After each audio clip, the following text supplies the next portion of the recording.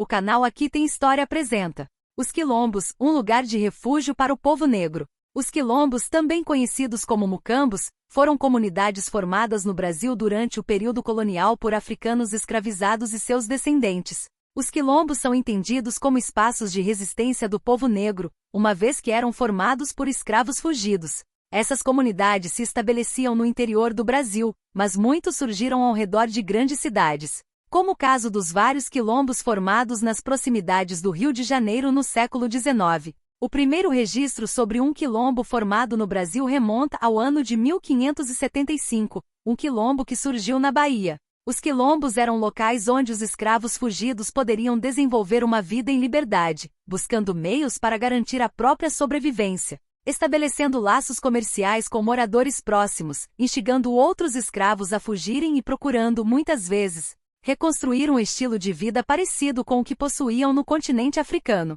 Muitos quilombos eram construídos com muralhas de madeira e com armadilhas espalhadas pelo seu redor como forma de garantir a proteção das populações que viviam naqueles locais. Dentro dos quilombos, a população era formada não apenas por africanos e seus descendentes, mas também por índios e homens brancos e livres.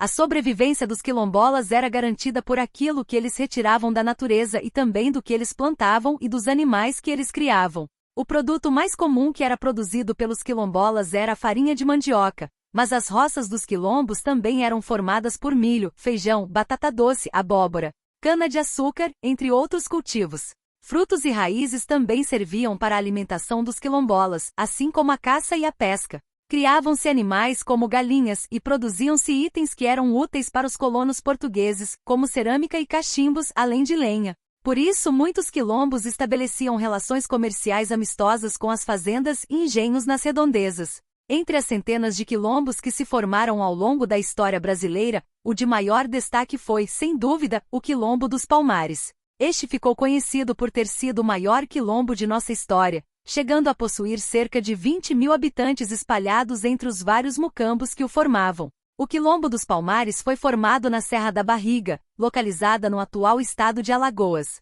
A primeira menção a esse quilombo remonta a 1597, mas acredita-se que tenha se formado antes disso, e provavelmente foi formado por escravos que haviam fugido dos engenhos da capitania de Pernambuco. Palmares foi construído em uma região de difícil acesso e repleta de palmeiras, o que lhe rendeu seu nome. Em Palmares era produzido tudo o que os palmaristas necessitavam para sobreviver, e desde muito cedo os habitantes precisaram lutar para garantir a sua sobrevivência e liberdade. Isso porque tem-se notícia de que já em 1602 houve expedições enviadas pelas autoridades coloniais com o intuito de destruir Palmares.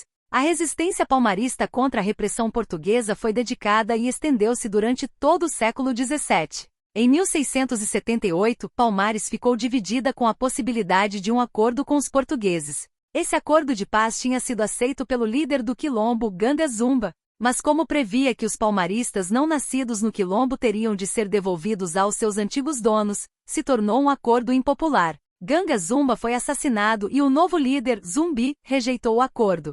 Após várias investidas relativamente infrutíferas contra Palmares, o governador e capitão-general da capitania de Pernambuco, Caetano de Melo e Castro, contratou o bandeirante Domingos Jorge Velho e o capitão-mor Bernardo Vieira de Melo para erradicar de vez a ameaça dos escravos fugitivos na região. O quilombo passou a ser atacado pelas forças do bandeirante e mesmo experientes na guerra de extermínio, tiveram grandes dificuldades em vencer as táticas dos quilombolas, mais elaboradas que a dos indígenas com quem haviam tido contato. Em janeiro de 1694, após um ataque frustrado, as forças do bandeirante iniciaram uma empreitada vitoriosa, com um contingente de 6.000 homens, bem armados e municiados, inclusive com artilharia. Um quilombola, Antônio Soares, foi capturado e, mediante a promessa de Domingos Jorge Velho de que seria libertado em troca da revelação do esconderijo do líder Zumbi.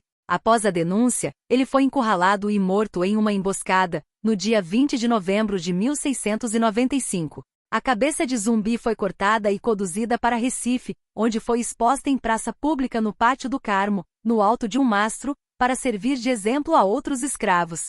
Sem a liderança militar de Zumbi, o quilombo se desfez por completo. O canal Aqui Tem História agradece sua audiência, solicita seu joinha, inscreva-se no canal. Achou esse conteúdo interessante?